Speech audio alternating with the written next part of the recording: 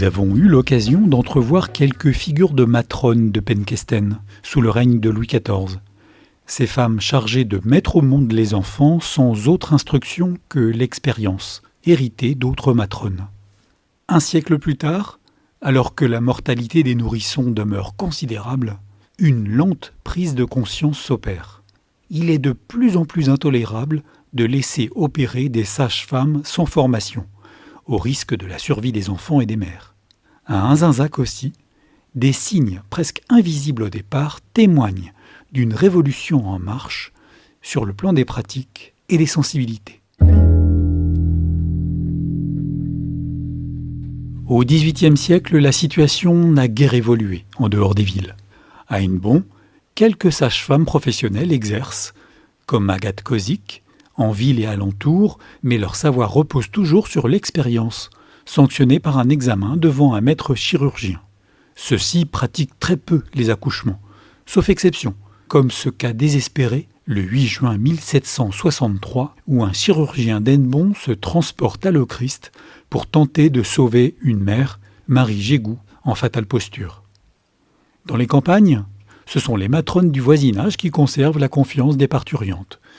Ainsi, vers 1760, Louise Le Neurez, Hélène Le Guen côté Inzinzac, Louise Benabès ou Marie Gégousse côté Penkesten. Dans sa lutte contre l'ignorance et la mortalité infantile, la politique royale de Louis XV innove en soutenant l'enseignement gratuit et volontaire. Elle trouve un auxiliaire précieux chez Angélique du Coudray, maîtresse sage-femme formée à Paris pendant 16 ans et retournée en Auvergne pour former gratuitement les matrones. Elle s'aide pour cela d'un mannequin obstétrique pédagogique en tissu baptisé la machine de Madame du Coudray. Distinguée et pensionnée par le roi, elle est missionnée à travers tout le royaume pour prodiguer ses cours. À l'automne 1775, Madame du Coudray enseigne à Rennes, puis à Nantes l'année suivante. Elle n'ira pas plus loin en Bretagne.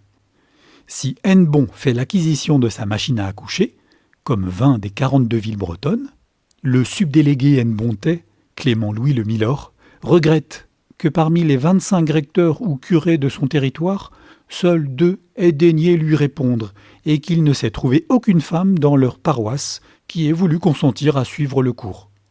La maîtrise du français étant un préalable obligatoire pour accéder à la formation, on comprend qu'elle a constitué un obstacle insurmontable pour cette population, majoritairement bretonnante. Au sujet de l'une des premières sages-femmes d'Inzinzac, titulaire d'un certificat professionnel, le recteur de la paroisse constate amèrement qu'elle n'est pas plus recherchée, peut-être l'est-elle même moins qu'auparavant, dit-il. On lui préfère les accoucheuses non reçues, soit de la paroisse, soit des paroisses voisines. À la fin du XVIIIe siècle en Bretagne, la proportion des sages-femmes instruites et formées est minime, mais il a presque décuplé en moins de 40 ans. Les graines d'une révolution sanitaire à venir.